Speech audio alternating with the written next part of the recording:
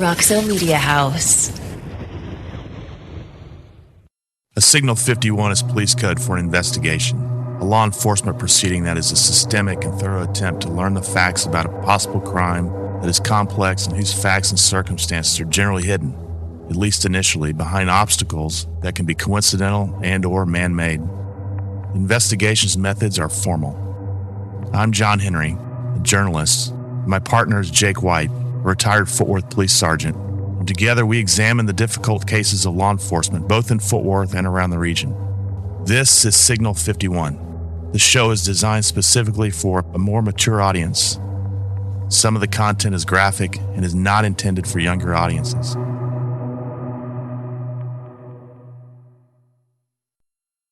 This week on the Signal 51 Chronicles, Dimebag Darrell, the night the music died. December 7th, 2004 was possibly the most uneventful day in history. Now, who wrote that? That's what we call hyperbole. It's hyperbole. That's what my research indicated. All right. Well, the research indicated that nothing notable indeed was going on in the news that day. Nothing. In one place, it seemed unseasonably warm at 67 degrees Fahrenheit. The band Damage Plan was playing at the Buffalo Icon Bar in Buffalo, New York. A crowd packed into the nightclub to watch the metal band play. The show that night ended with two Pantera covers. The songs Becoming and Walk closed the night out in the presumably packed, cigarette-smoke-filled, alcohol-smelling nightclub. Damage Plan hit the road to their next venue, Alrosa Villa in Columbus, Ohio, some 5 hours away. A little more than 14 years before, though, on July 14, 1990, some would say something big did happen, something very significant. It was not in Buffalo or Columbus. It was hatched nearby in Arlington, Texas.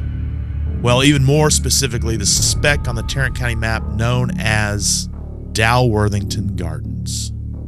The Texas State Historical Association calls Dalworthington Gardens, and this is one way to put it, quote, one of the most unusual communities in Texas. Located in east central Tarrant County, between Interstate 30 to the north and Interstate 20 to the south, about 12 miles southeast of our piece of home, our piece of paradise, Fort Worth. The community was established as a subsistence homestead project during the Great Depression under the authority of the National Industrial Recovery Act. I'd never heard of that before. News to me. Just reading it here. The Homestead program was administered by Franklin Roosevelt's Department of the Interior. Its original purpose was to help families attain a better standard of living through a combination of part-time industrial employment and subsistence agriculture. The idea was to locate homestead projects, and those are property with a house and a farm, near large industrial centers where city workers could live, grow gardens, and raise farm animals to supplement their regular food supplies. That seems to me they're most certainly partially to blame for climate change. But I digress. Dalworthington Gardens was one of 5 such projects located in Texas, and the only one still in existence today. Now, locally and in our times, we know Dalworthington Garden as a speed trap. For sure. The place you make sure you don't roll a stop sign. What do they call those? California stops? Is that what they call those? The old California stop, yeah. Don't challenge the speed limits. Definitely don't go riding through town with a few pops on your head. It could cost you $10,000, and you're going to get cozy with a defense attorney who specializes in DWIs. The place has little more than a few restaurants and some homes. What was born in this, what's now a little concrete jungle, I think there's less agriculture, I think there's less dirt than there is concrete these days. But what was born in this little concrete jungle was a record called Cowboys from Hell. The givers of birth were a heavy metal band known as Pantera. This album may have been the beginning and the end. Pantera is easily the biggest metal band to come from the Dallas-Fort Worth metropolitan area. Somebody was saying Texas earlier. No, I think there's one that may have them beat. Name them. I think ZZ Top might have them beat. Maybe. Pantera, though, they were game changers. They weren't necessarily pioneers in the metal industry, the metal scene, if you will. I don't know that they were revolutionary. They were just quality musicians, and they were local for us. In a strange way, it was something kind of cool. Yeah. Stars. They were Stars fans, too. Pantera had success. They're still well known to this day. Indeed. They've got YouTube videos with over 200 million views. The concert shirts still very visible in public. A generation not even alive in the Pantera heyday, still banging their heads to their music. Hard to believe about that generation. Yep. Darrell Lance Abbott was born on August 20th, 1966 in Dallas, the son of Jerry Abbott, a country and western songwriter and producer. From an early age, Darrell would watch his father work in the studio, and obviously he was soon hooked. But he was drawn, however, to the grinding guitar sound of heavy metal bands such as Kiss and Van Halen. He took up drumming, switching to the guitar at age 12. He immediately took to the instrument, while his brother Vinny had a talent for the drums. After winning several guitar competitions, he applied for a job in Megadeth. They're kind of legendary. They're actually a big deal. I've heard of them. Yeah. But he was turned down when he insisted that the band hire his brother as well. In the early 1990s, the Abbott brothers, calling themselves Diamond Darrell and Vinnie Paul, went their own way, co-founding Pantera. But the band did not find his true voice until Anselmo joined in 1988. Abbott then took to calling himself Dimebag Darrell.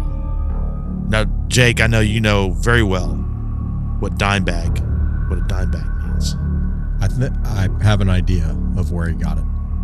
Cost, the name associated with the cost of a bag of marijuana. Just a little one. Just a little tiny one. Despite his reputation for crazed excess, boy, that's a good way to put it. Yes. Abbott had a gentler side and was described by his manager as, quote, sweet and caring.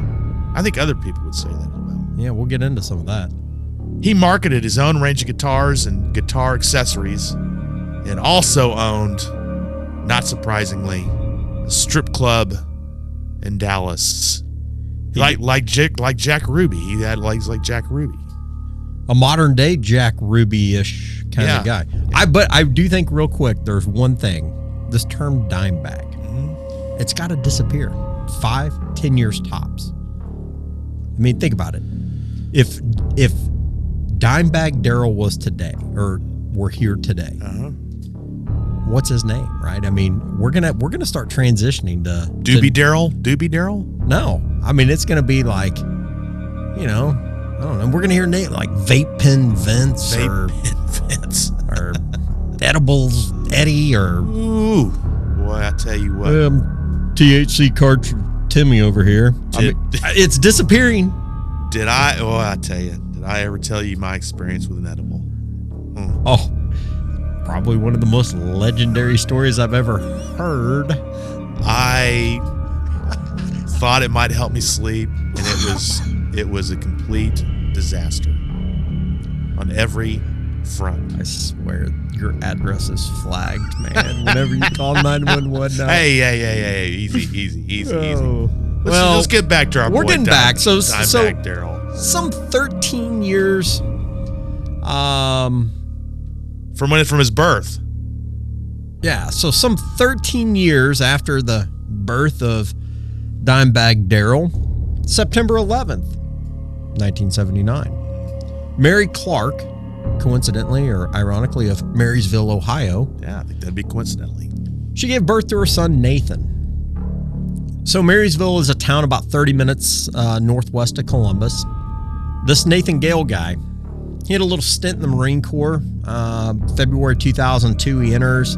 November of 2003, Nathan Gale was discharged from the Marine Corps after what was described as a medical diagnosis. Nathan Gale, and we're going to get into this, he was an avid Pantera fan. Huge Pantera fan. Marines and Pantera, they seem to go together. Yeah, I think there's probably a correlation. Yeah. We're going to fast forward a little more. 2001, James Najmeyer was commissioned as a police officer in the city of Columbus, Ohio. A relatively short-lived career as a cop. Soon, Gale's and Najmeyer's paths would cross. In the same year, 2001, August 28th to be specific, the Beast Festival in Japan was Pantera's last show. I think were you there? I was not. I've never been to Japan. No, what about the Beast Festival? I've never been to the Beast Festival. I've never heard of I've been to some Beast Festivals, that's for sure. Just not this specific one. Let's just get on with it. Ultimately, the attacks on September 11th expedited the end of Pantera. After the Beast Festival, the band had plans on a European tour, but were stranded in Ireland for 6 days. Can you imagine the party animals of Pantera in Ireland? Oh. The Guinness factory was... Could you imagine that? The homeland was probably going, what in God's green earth are these guys? They drink more than we do. Yeah, we thought we were the pros of this. Yeah. We thought we had this down. Yeah. Now the real pros come in. Well, after returning home, Pantera, as it had existed, was no more. In 2 short years, a new band was formed, Damage Plan. Damage Plan was made up of Vinnie Paul, Dimebag's brother, Dimebag, of course, Bob Zilla, and Pat Lackman. The band released an album titled New Found Power in February of 2004. Like any other band pursuant to releasing a new record, a tour was in order. From March to December that year, Damage Plan crisscrossed the globe on tour. On December 7, 2004, Damage Plan made that stop in Buffalo, New York. The venue was called Icon. The 9-song set concluded with the Pantera cover of Walk. A few fans joined them on stage for the song. Like so many other bands, it was time to hit the road soon after. The next stop on December 8th was the Alrosa Villa Club in Columbus. The 641-person capacity club, just off a freeway exit on the city's north side, sits amid motels, small businesses, and office complexes. December 8th also has an interesting tie to the music industry. Do you know what that is, Jake? Please enlighten me. It was on December 8th, 1980, a Monday. Mark David Chapman shot and killed famed Beatle John Lennon. The same Mark David Chapman who was born right here, mere miles from where we sit, in 1955. That's Fort Worth's only true crime podcast.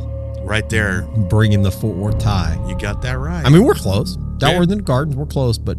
Oh, yeah, we're in the area. Home. We're in the area. We promised our listeners. We need to see... Hometown stuff. Yeah, this is... This is baffling. Let's go ahead and rattle off the assassins from Fort Worth, right?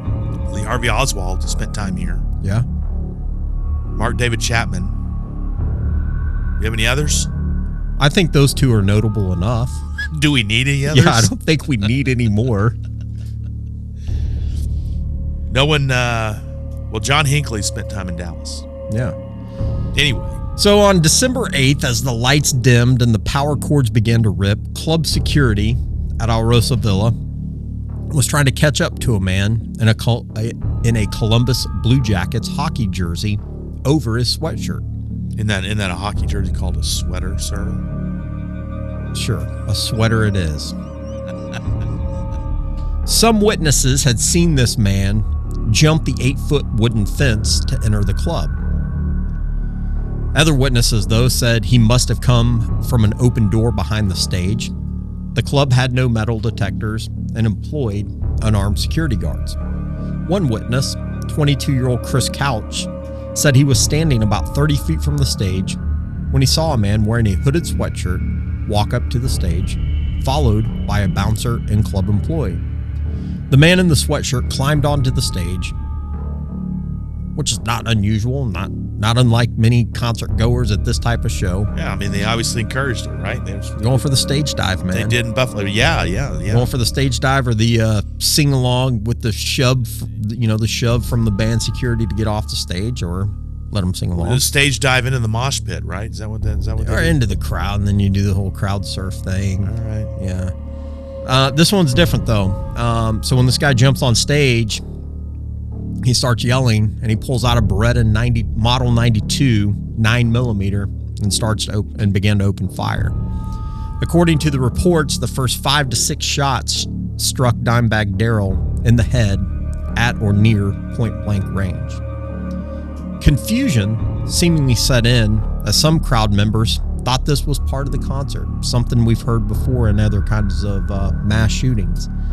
Amanda Stankus, 19 at the time, said she initially thought the shooting was part of the show. She said, quote, "I just saw the guitarist fall down and we decided to get out of there."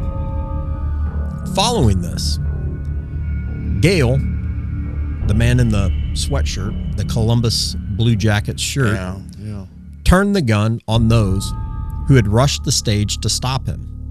He killed audience member Nathan Bray and club employee Aaron Hauk, as well as Jeff Thompson, also known as Mayhem, who was a member of the band's security entourage. He also wounded the band's tour manager, Chris Poluskis, and drum technician John Brooks, known as Cat. So when the shooting erupted, numerous patrons and employees began calling 911. First on scene was Columbus police officer James Neismeyer. Neismeyer stated when he pulled into the crowded parking lot, he saw numerous people running from the location, running outside of the building. He was faced with that all too familiar and all too tragic decision. Do I wait or do I go? In this scenario, and based on the facts and circumstances that we know, Neismeyer had little option. Remember, numerous people calling 911. They're reporting an active shooter. They're screaming for the police to get there. When Neismeyer arrived, he saw multiple people running from the building, and in his own description, he knew something was wrong. Something was out of place. I think anytime you pull up to a building on that call and you've got, presumably hundreds of people fleeing full sprint, obviously something's up. Something's afoul. So he was faced with another decision. Knowing he may need more firepower than just his pistol, he removed his shotgun from the rack and went inside. So this is one other thing. So again, we're in 2004. Police tactics then were a little bit different, but the equipment was significantly different. I think, for example, I think in Fort Worth it wasn't until sometime around the 2005 area where officers could carry a rifle. Obviously back then that was kind of my heyday, if you will. Mm-hmm. I think most of us had in your prime. I was in my prime. Oh yeah. Most of it, we had a shotgun that wasn't uncommon, a 12 gauge shotgun, 3 pistol mags. Yeah, you had 2 on your belt, 1 in your pistol. These pistol mags were a bit different too.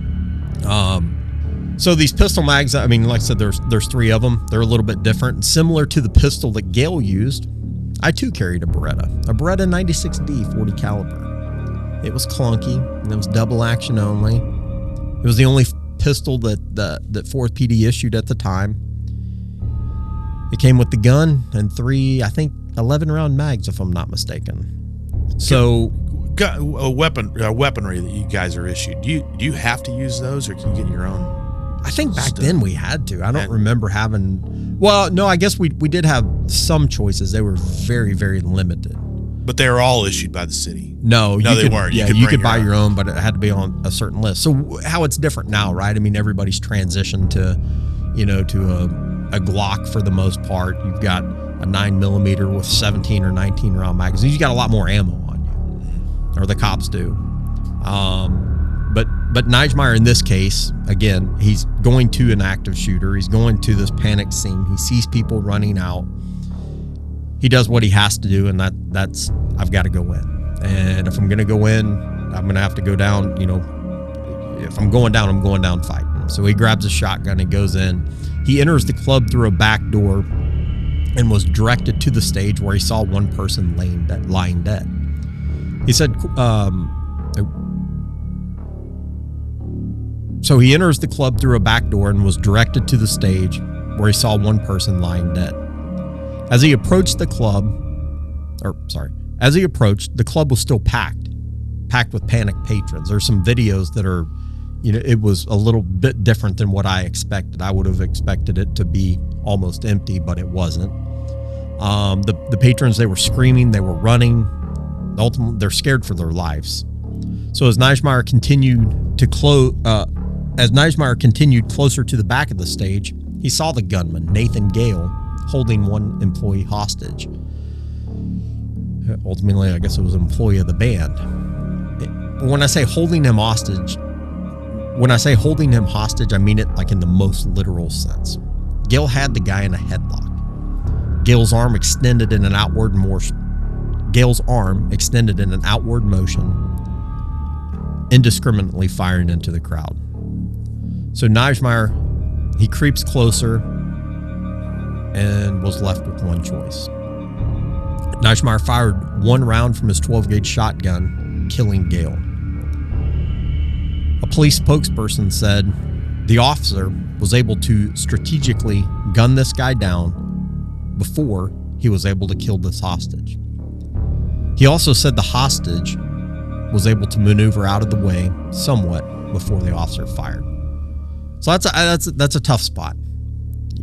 Obviously, that's one of those scenarios. Well, I guess they're all those scenarios, but you can't miss. The stakes can be no higher than a hostage taker with a hostage in a headlock firing a gun. What's the training on that? Well, if you remember, we just talked last week on the Steak and Ale episode. Yeah. What he did, he's earning his paycheck that we've said before, that we've talked about before. What's the training? I mean, if you're the cop, sometimes you're the bullet magnet, unfortunately. Right. I mean, you can't stand there and watch a hostage get executed. His choice was to do what he did, and that was to walk up, get as close as he possibly could, and put a stop to it. And we're going to get into what that did to him later in life or later in his career. But he did exactly what he needed to do, because who knows? So I think Gale had some 35 more rounds on him. Let's say half of them were fatal shots. You got another. Talk about a huge mass 16, 17, 18 people killed. Yeah. On top of the ones that were already dead. Mm-hmm. So who was Nathan Gale? As mentioned earlier, he's from Marysville, Ohio. He was in the United States Marine Corps and was released in November of 2003, seemingly because of some type of psychological evaluation. In his hometown, Gale was described as a bit on the stranger side. He was described by some as, quote, a disturbed ex-Marine. Brandy Brown, the bartender at a local bar Gale frequented, described him to RollingStone.com as, quote, a hermit kind of guy. I think he lived with his mom. Lucas Bender, owner of Bear's Den Tattoo Studio, said of Gale, quote, he kind of gave everyone a weird impression. You know how some people just seem disturbed? So the motive of this is not interesting, not fascinating. For a while, it was what was the motive, but ultimately, I think what investigators uncovered was that Gale blamed Dimebag Darrell, the guitarist, for breaking up his favorite band. The deranged Nathan Gale, he was obsessed with Pantera. We talked about how he was a fan. He was actually obsessed with them. Dimebag obviously left Pantera with his brother Vinnie Paul to form Damage Plan. Witnesses said when Gale jumped on stage and opened fire, he was heard saying, quote, "Darrell, you're the reason Pantera broke up. You ruined my life." Jermaine Bray and Dave Johnson, former friends of Gale, told the Columbus Dispatch in one edition that they had become so frightened by Gale's behavior and distanced themselves from him several years ago. By that time, Johnson said, Gale had begun talking and laughing to himself and once appeared to be holding an imaginary dog. Johnson also said, quote, "He used to be Pantera's #1 fan and has liked them for as long as I've known him. After a while, something happened. He just kind of snapped. He went from being a cool guy to being a guy you didn't want to be around." Possibly the most accurate summary of Gale was his nickname. It was given to him by people that he knew. They called him, quote, "Crazy Nate." Even his mother had this to say about Gale. Her son was discharged from the military because he suffered paranoid schizophrenia. Mary Clark told the Columbus television station WCMH that her son was released in the Marines in 2003 after the military diagnosed the disorder. Mary Clark told the Columbus television station WCMH that her son was released from the Marines in 2003 after the military diagnosed this disorder. So how does a guy like this get a gun like that? So, again, discharged from the Marine Corps. His mother described him as schizophrenic. His mom said she bought the 9mm semi-automatic handgun used in the shooting for her son before he was diagnosed because she was proud of his military service. So, I think this leads to the discussion. 19 years later, here we are, same problem. The same or at least very similar scene has played out many times since the death of Darrell Dimebag Abbott. Now, I tell you what, you get called lots of names if you bring up gun control. That's a controversial one, isn't it? Yeah, I'd say so. What do you think? As a professional peace officer, spent more than 20 years in law enforcement, earning this gigantic public pension that you'll soon be collecting on. What do you think about this gun control issue and paranoid schizophrenics having access to these weapons? They don't even have access to their own brains. Well, I think that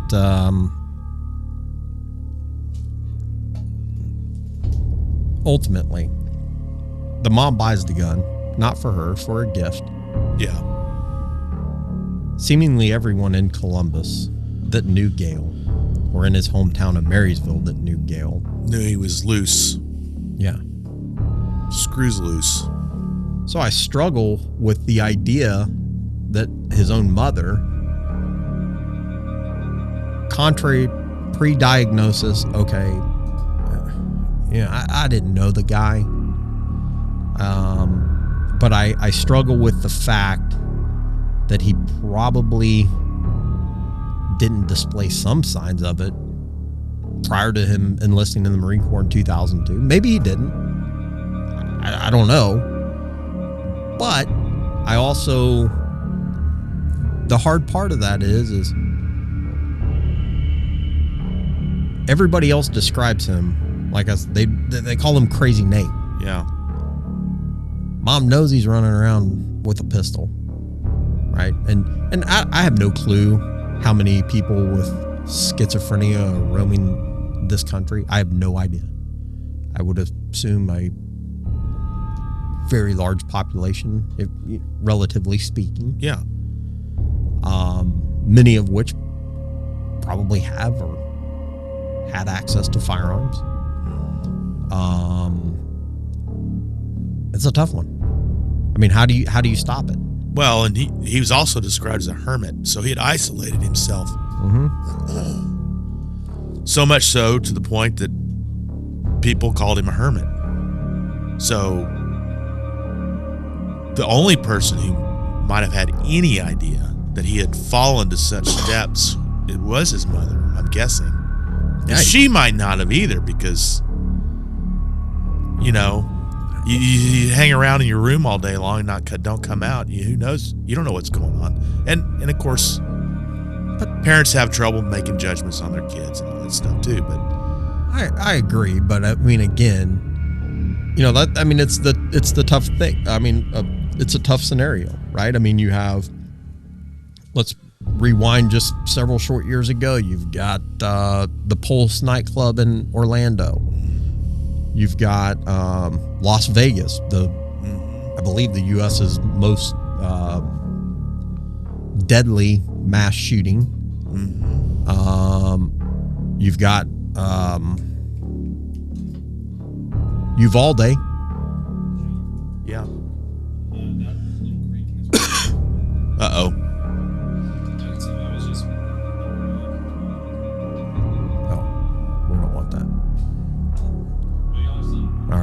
So you've got those same, you know, again, very similar.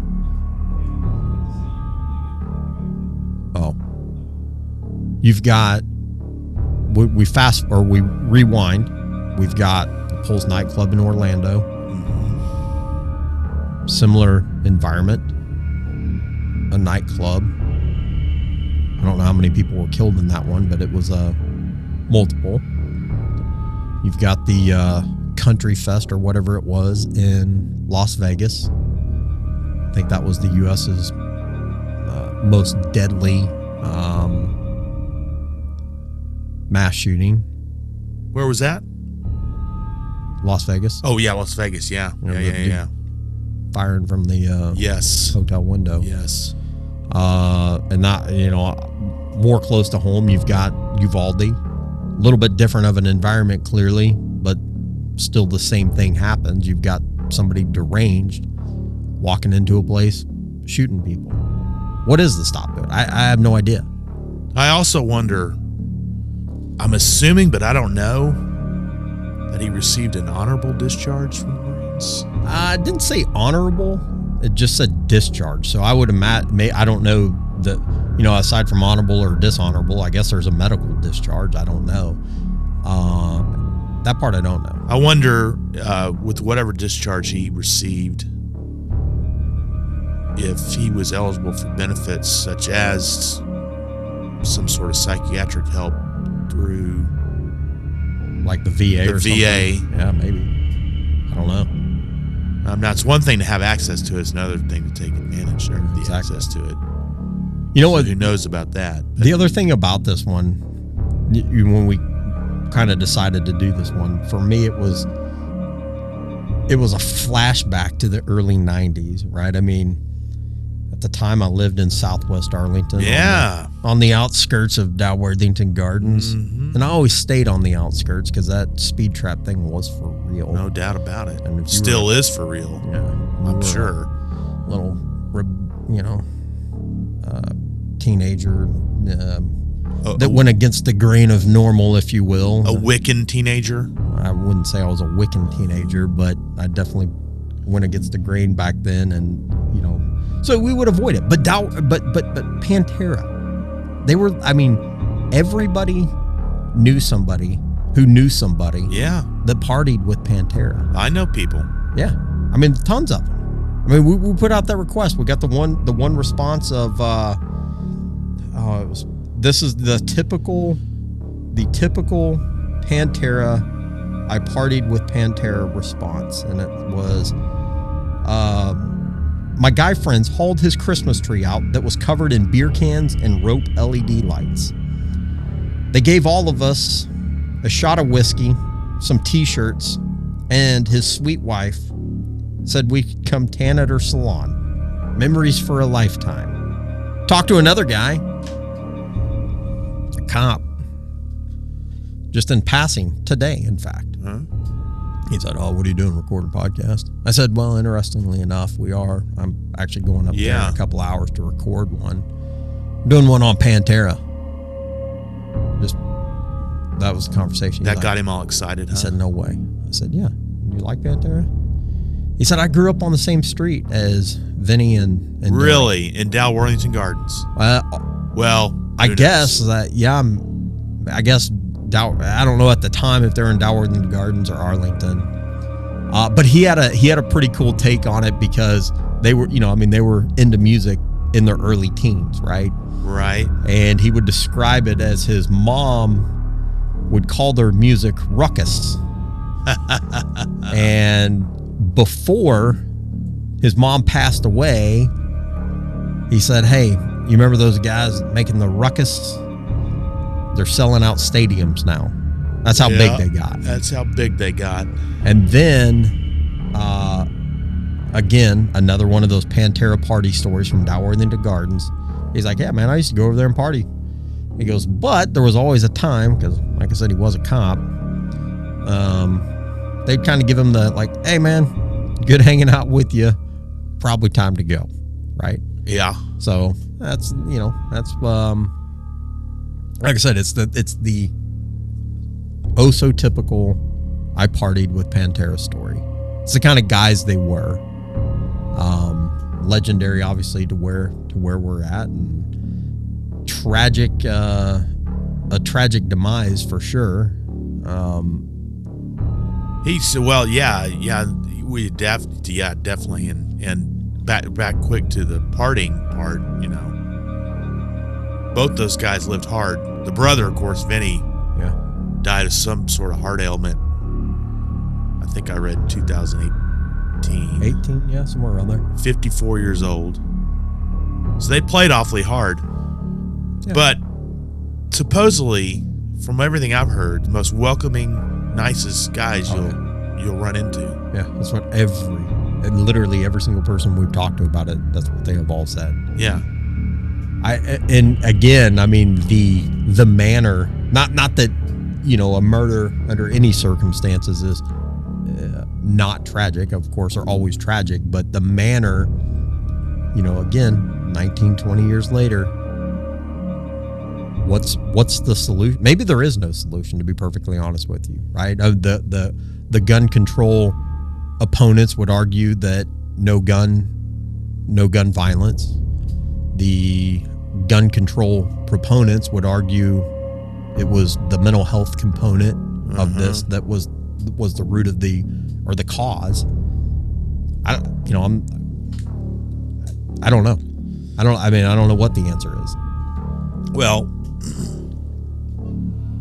I mean, even with some sort of gun legislation, that doesn't guarantee anything, because there's so many guns out there being sold on the black market. You could probably attest to that. Yeah, absolutely. Well, I mean, look at this one. He didn't even buy it. Well, that's his true. Own mother bought it. His mother bought it for him. I mean, I think somebody with ill intent is. Yeah, I mean, there's a lot of them out there. I mean, there's no doubt about that. I don't know. I mean, it's just, again, it's one of those things where, what is the answer?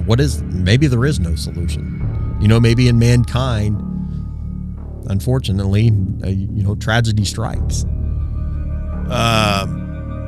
Another interesting angle to this is celebrities being stalked and assaulted, in this case murdered, by their fans. Oh, I mean, that is wild. So I found this article here. This is from 2012. And was it about when you were stalked? No, it wasn't. It wasn't actually. Oddly enough, I approve of all my stalkers, but not all of them. But oh yeah, no, yep. Okay, I'm with you. But anyway, I found this story. of an alleged plot to kill Canadian pop star Justin Bieber. A convicted killer who hatched the murder scheme was a Bieber superfan himself. Now, there are certainly some out there who regret that this was not successful. I get that. But we don't espouse the killing of anybody on this show, on our show. But he was so infatuated with Bieber. What do they call the Bieber fandom? Beliebers? Is that what they call them? Beliebers? I can probably say I have no freaking idea. He was so infatuated with him that he had a tattoo of the young star on his leg. This gentleman, Dana Martin, said that he hired 2 men to kill the young star after the 18-year-old pop phenom did not return his messages. Said in this story, it was this perceived snub that pushed Martin to plot to kill the object of his obsession. Think that guy's a little crazy? Safely, I think that's, without question. I don't think I've ever went super fan on anything. You know what I mean? Like, how? I guess it just speaks to the mental state, right? I mean, obviously. Well, my sister and my cousin had some sort of weird obsession with Donny Osmond back in the 1960s and 70s. Some would say, neither of them plotted to assault him, however, to my knowledge. I'm going to take back my statement a little bit. Some would say, as a 10 and 11-year-old, I had a weird obsession with George Brett. Oh, yeah. I emulated everything. Why not? Yes. From my batting stance. Good baseball player. You lean back? You lean back? Oh, yeah. You go with the lean back. Yeah. Played the hot corner. Mm-hmm. I thought in my own mind I looked like him. And I may have talked about this. It was not until... Not sure this has ever come up. I'm going to say circa 1988, 89. All-Stars. Mm-hmm. Apparently my fandom got me into the All-Stars. I get a ground ball, playing the hot corner. I throw it over to first. I think it's like I just freaking smoked at the first base, like so hard. Yeah. First baseman's going to flinch. That's what it looked like. You fielded it and threw it all in one motion. Just perfection. In Fluid. my mind. Well, if you remember back then, the old VCR. Camcorder things? The old camcorders, the shoulder-mounted ones. Yeah. My dad had one of those. Oh man, that actually caused me to retire. Oh yeah, because I watched it. I watched it. And it wasn't as fluid as you thought it was. Most uncoordinated fielding of all time, with just a total floater going to first base, and I was like, wait, man, I've gone all in on looking like George Brett or playing like George Brett, and that's the best I got. I quit, so I retired, and this was 1989. I retired from the great game. An illustrious career I had. Caused by the camcorder. Caused by the camcorder, man. Camcorder ended your baseball career. Ended the career, man. Yeah, it was crazy. But with that being said, again, getting back on track, I suppose, the obsession, certainly strange, but then you've got these other aggravating circumstances. Obviously, in this case, what was described as the paranoid schizophrenia, his mom buying him a pistol. Again, what's the solution? Does everything become a fortress now? I guess to a certain degree, though. It's been many years since I've been to a club that would be similar to Alrosa Villa. But when you go to some of the bigger ones now, A couple of those ones out in Dallas, where some of the medium-ish bands would play. You walk through metal detectors on those. Do you? Yeah. And in fact, no, I never, never mind. I mean, the only problem with that is, it's just a pain to get everybody in the door. Walking through a detector, if you get a beep, then you got to wand them or whatever. You got to take all your stuff out. Well, your pockets. I went out there, I don't know, 4, 5, 6 months ago. This is in Dallas. Yeah, I got drug out there for a little guy called Peter Hook. Played in this band called New Order. Oh, New Order. Yeah. They're actually playing tonight, believe it or not. Where? There? They're playing out in Dallas. I can't remember where. All right. But we had to walk through, and I don't remember. There was certainly no delay. I remember that. It seemed as quick as the airport, right? As far as the line going through. Yeah. Again, could somebody still sneak one in? Maybe, I don't know. Probably. But I guess it's what you got to do to prevent things like that from happening. Yeah. Of course, the other side of it is somebody just blasts their way through there. But the other thing that we didn't talk about that I forgot was what happened to the cop. Oh yeah. It didn't end well for him. It ended his career. Yeah. Ultimately, I think he's a civilian employee now. But the PTSD struggles were the demise of his career. He, I don't think it was something he could ever. You watch those videos, and picture being in there, right, where people are screaming at you to shoot this guy. Yeah. Kill this guy. That's insane, dude. You walk in, it's loud. And not loud like in a music way. It's people screaming for their lives. Right. It's dark. And people are screaming at you repeatedly to shoot this guy, to kill this guy.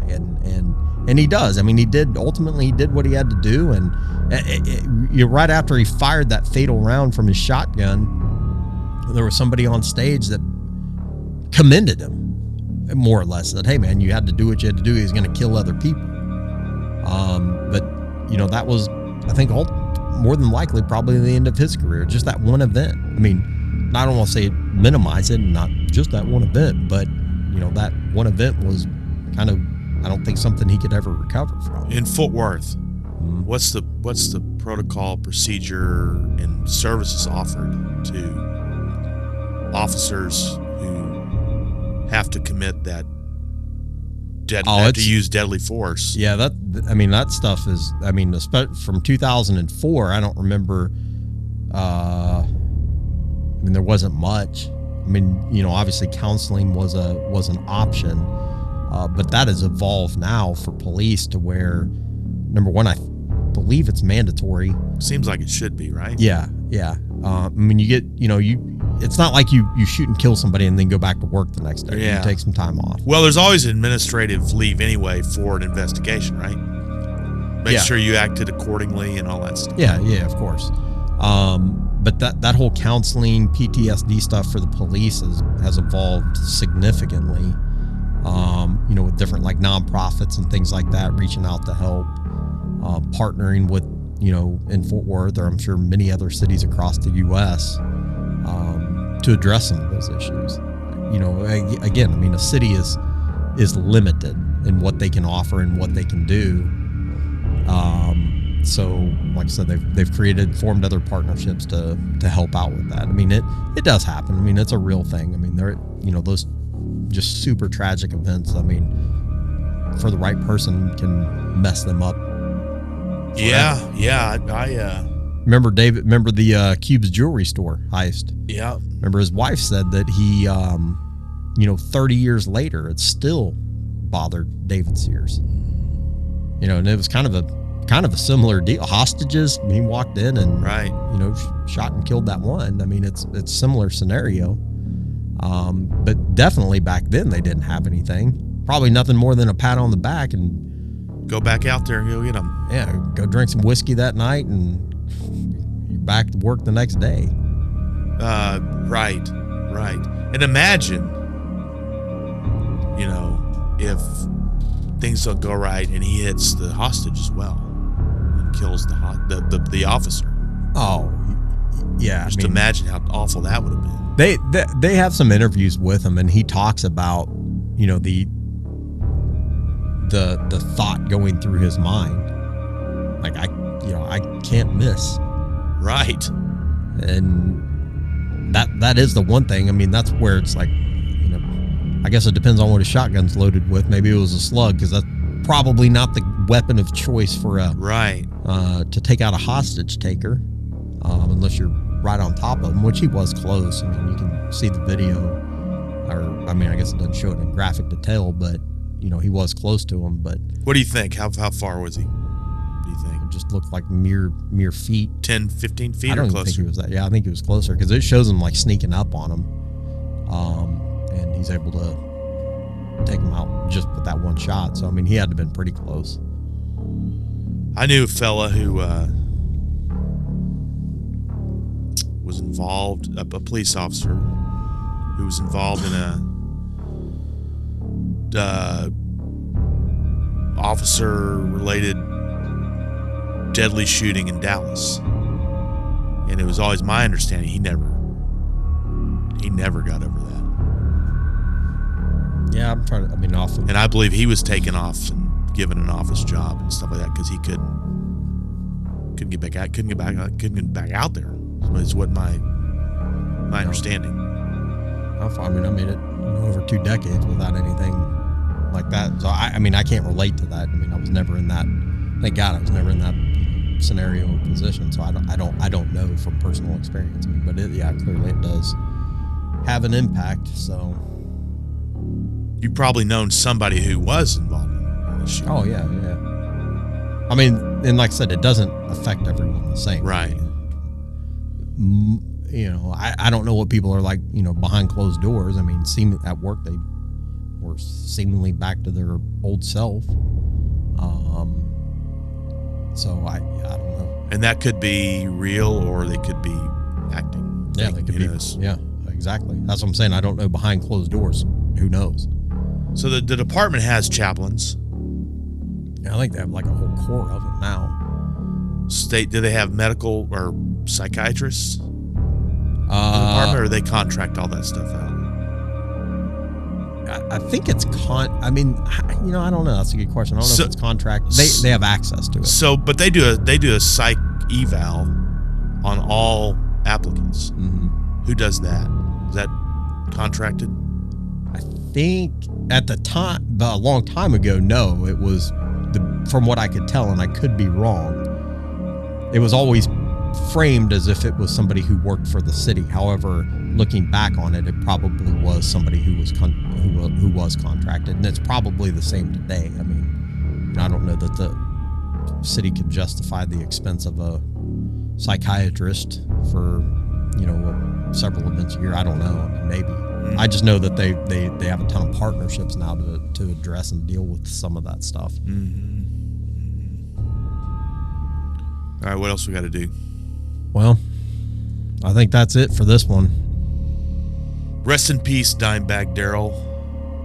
Barry, his final resting place, by the way, is Moore Memorial Gardens in Arlington, Texas. Mm-hmm. Yep. I guess Vinny's is probably too. Yeah, I imagine so. Well, that'll do it. You guys got to check us out. Signal 51 Chronicles. We're on YouTube. Make sure to hit that little like button, hit the subscribe button. Your preferred podcast platforms, we're on all of them. Signal 51 Chronicles. We're out. See ya. Roxo Media House.